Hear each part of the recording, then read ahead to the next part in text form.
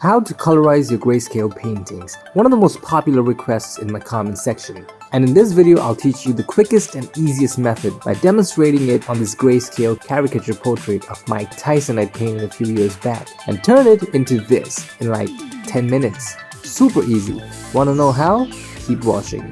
Now I have already made another video on turning grayscale paintings to color using a completely different method, but that focuses more on environments and backgrounds. Make sure to watch that as well after you finish watching this video, which is more focused on characters. Okay, so this is a very easy technique. If you pay a little attention and watch the full process till the end, you too will be able to do it very easily and quickly. So I'll begin by creating a new layer and then select the lasso tool. Then I'll zoom in a little and start selecting the area of the head along the outer line art.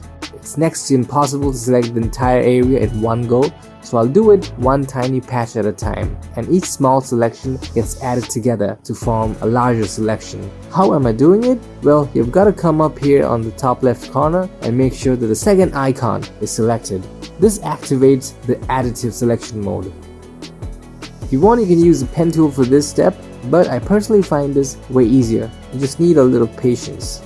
Now that the selection is ready, I'll select a saturated mid-tone skin color, not too dark, a little orangish brown, and then use the keyboard shortcut Alt plus Backspace to fill the selected area with this color. Then press Ctrl plus D to deselect, and then I'll change the blending mode to color.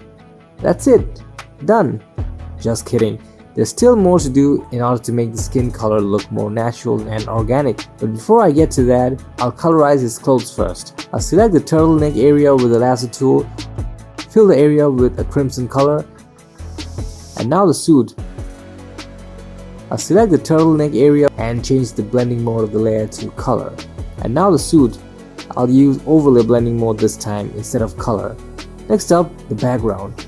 I'll first select the entire subject area by pressing Ctrl and clicking on the layered thumbnail to select the area of everything that's on a particular layer. Then I'll hold down Shift and repeat the same selection process for the other two layers. This adds all the selections together. Now I'll invert the selection using Ctrl plus Alt plus I.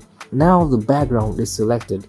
I'll fill it with a cool desaturated bluish color and change the blending mode to overlay this time. Since the subject is mostly warm and vibrant, a more subtle, soft, desaturated, cool background will complement the subject and help it pop. Great. Now that the base of our colorizing process is ready, it's time for some color variations, fine-tuning and adjustments. The human skin is very interesting. The facial skin has different color zones. For example, the nose and cheek area are more on the warmer reddish side, the forehead area above the eyes are more on the pale yellow side, while the area below the nose, especially the jaws, are on the cooler side. Especially for men, the facial hair growth gives this area a bluish, greenish or grayish pigmentation. I'll quickly change the mode to soft light to see its effect. Yeah, maybe the red is a bit too strong, but we'll fix that. Alright, I'll create a new layer above the face color layer and set it to soft light blending mode. I'll select the area of the head to ensure no color leaks outside by pressing Ctrl and clicking on the layer thumbnail of the face color layer, and then press Ctrl plus H to hide the selection lines, because I find it quite distracting. Next, I'll use the default soft round brush and set the opacity to around 30%. Now I'll select a bright red color and paint over the cheeks and nose area. Now I'll select a darker red color and paint some darker tones, especially on the tip of the nose. Now I'll create another new layer, set it to soft light mode, select the mid-tone green color and paint near the areas of facial hair. I'll use a stronger green. Now I'll use Ctrl plus B to bring up color balance and push the colors more towards blue. Yeah, that's better. I'll lower the layer opacity a bit to make it more subtle. Now I'll create another new layer in soft light mode, select a bright yellow color and paint over the forehead area. Some red for the ear. Now I'll create a new layer on top, set it to overlay mode. Select a warm orangish yellow color and paint over the highlight areas to add some nice color variation.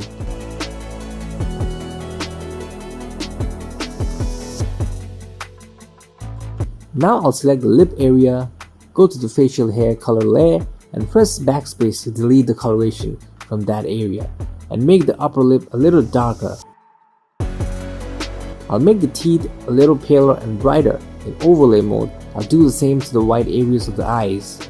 And finally, I'll add some contrast by painting some shadows. I'll create a new layer set to multiply mode, pick a medium gray color, and paint along the shadow areas so that the face doesn't look too overexposed or washed out.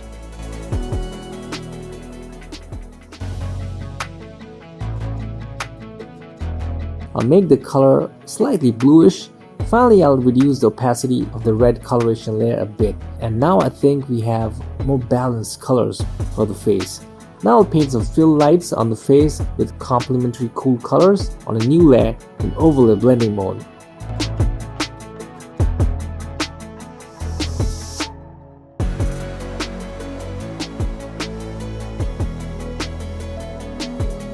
And add some bright reddish colors to the backlight.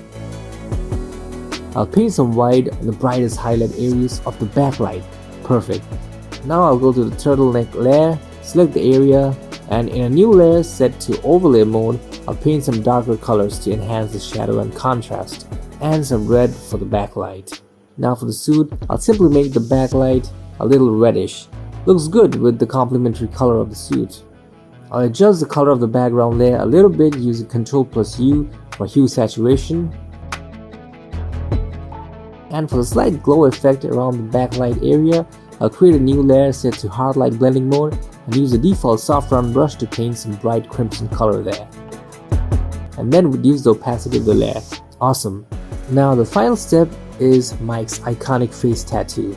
This can be a bit tricky when it comes to selecting the area with precision. Luckily, I have the tattoo saved on a separate layer, a duplicate copy.